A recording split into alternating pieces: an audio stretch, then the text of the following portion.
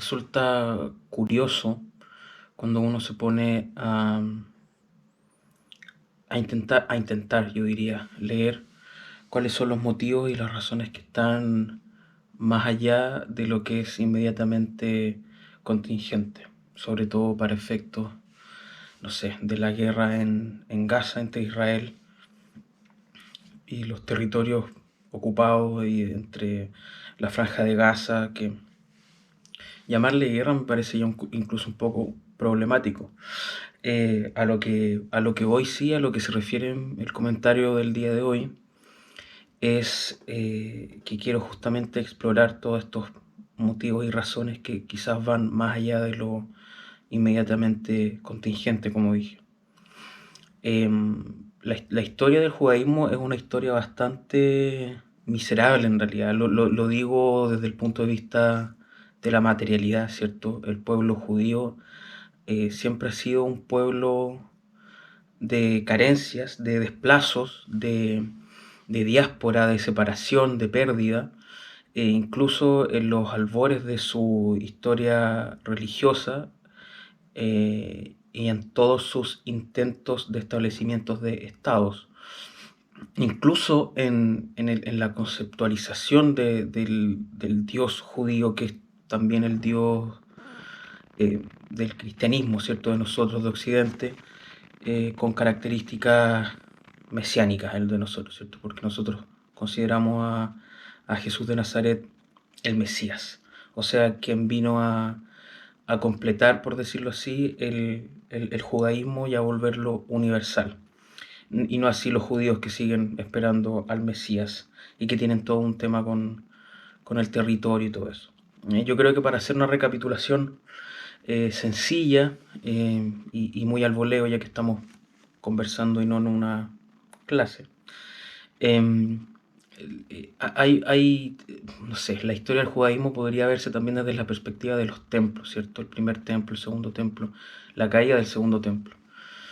Las tablillas de Moisés, ¿cierto? En el Éxodo, se guardaron el arca de la alianza, y esta arca se anduvo trayendo en una carpa movible de manera nómada durante mucho tiempo, hasta que David, el rey David, el de las mañanitas, ¿cierto?, estableció un reino.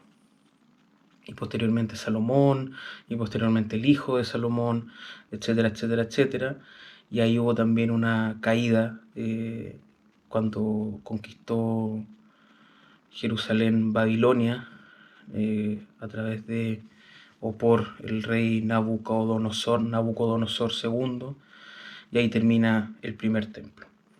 Años después, ya en el 570 y algo, si mal no recuerdo, estamos conversando, no es una clase, ¿cierto?, se establece el segundo templo, que dura hasta el 70 después de Cristo, que lo termina de conquistar Herodes. Y ese es el momento en el que se abandona durante miles de años la templariedad, ¿cierto? El concepto de templo, porque son expulsados de su tierra, por decirlo de alguna manera, los judíos, y vagan por toda Europa, en América, y van por todo el mundo, y esa es la diáspora judía. Y pasa del templo a la figura del templo, ¿cierto? Este templo sagrado donde están las tablillas, pasa a transformarse el judaísmo en rabínico, o sea, de rabinos y sinagogas, que son centros de estudio más que nada. Por eso cuando hacen estos rituales de pasaje hacia la juventud, hacia la adolescencia o hacia la adultez, se podría decir, el rito tiene que ver con el conocimiento más que con otra cosa, ¿cierto? Los niños judíos tienen que ser capaces de leer la Torá. Y esta diáspora, este judaísmo rabínico, este judaísmo post-templo, post-caída del segundo templo, según algunos, debe buscar la restitución del tercer templo.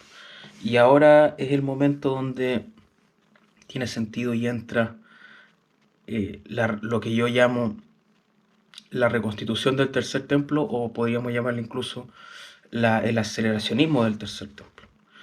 ¿Y por qué aceleracionismo del tercer templo? Porque es la noción es la noción de que el pueblo judío busca la restitución de su centralidad teológica, política, como son los imperios y los templos y los reinos, mediante la constitución de un Estado contemporáneo, como sabemos desde el 47, en Palestina ocupada, ¿cierto?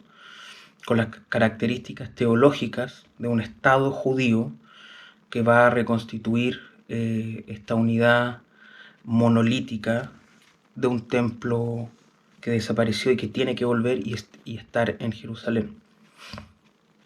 Para hacer esto se necesita justamente la tecnología occidental armamentista, la tecnología, o sea, básicamente se tiene que transformar en un estado máquina de guerra, tiene que reterritorializarse y desterritorializarse según lo necesite, y en esa aceleración, digamos, en ese gesto, la diáspora va encarnándose en este tercer templo, ¿cierto? Y se tiene que defender de todas maneras. Si antes los conflictos armados, digamos, no sé, en el 1000 antes de Cristo o en el 500 antes de Cristo, eran tecnológicamente de hierro, hoy son drones e inteligencias artificiales, ¿cierto? Como esta empresa Palantir, que son analistas de datos, ¿cierto? Y ellos le venden una inteligencia artificial que determina quiénes deben morir y quiénes no. Y que tiene un nombre bastante siniestro también, la tecnología, que es también un nombre bíblico, por cierto. Voy a poner el nombre por acá encima porque no recuerdo en este momento. Entonces tenemos este aceleracionismo del tercer templo, que es esta idea de encarnarse políticamente en una máquina destructora, ¿cierto? Geopolíticamente agresiva, y que se enmascara, para mi gusto, en esta noción del Medio Oriente, de ir a civilizar el Medio Oriente, ¿cierto? Que Israel es la patita civilizada, el eslabón civilizado, es la colonia civilizada en medio de esta entidad espantosa que es este Medio Oriente abyecto que amamos desde los discursos occidentales, liberales, democráticos, desde acá, ¿cierto? Los consideramos países que son básicamente yihadistas, ¿cierto? Sin entender muchas veces que el Islam tiene también muchas formas, más allá de las teocracias absolutistas, autoritarias. Pero bueno, esos matices como que se pierden desde este discurso sionista, ¿cierto? Y la idea es justamente esa, que el sionismo se plantea, el sionismo contemporáneo tiene esta cualidad de tercio templaria, por decirlo de alguna manera. Lo que es súper complejo porque cuando se habla de un Estado judío, se está hablando fundamentalmente de un esencialismo muy antiguo, digamos, ¿cierto? Estamos hablando del 500 antes de Cristo, del 1000 antes de Cristo, para el primer templo, y hoy en día se está recuperando, quizás nunca se soltó ese discurso de pueblo elegido, de pueblo que tiene todo el derecho divino a establecer su templo y esperar el fin del mundo para el Mesías. Hay varias escuelas en realidad de pensamiento del judaísmo que tiene que ver con el Mesías y que se espera y que se quiere y todo el tiempo, y todo el tema. Pero eso, para mí toda esta guerra y todo lo que pasa con los estados aledaños, con Cisjordania, etcétera, etcétera, tiene ese matiz, ni siquiera matiz, como esa clave político-teológica de acelerar el tercer templo, ¿cachai? Mediante las materias y los materiales, las energías, las voluntades, los deseos que produce el capitalismo, ¿cierto? Está montada en la ola de los estados-naciones, lo que es una locura porque la idea de un Estado judío se contradice con la idea también de que el único rey es Dios, ¿cierto? O sea, por eso no es un Estado, digamos, antiguo con reyes, sino con presidentes y primeros ministros y cosas de esa índole.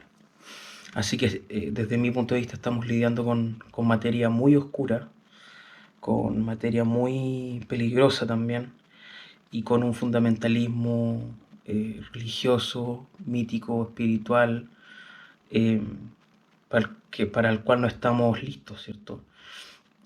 Hay que escuchar y leer por ahí de vez en cuando a ciertos sionistas de todas partes del mundo hablar de cómo ellos son primero judíos y defienden primero Israel antes que cualquier otro interés geopolítico. Impresionante.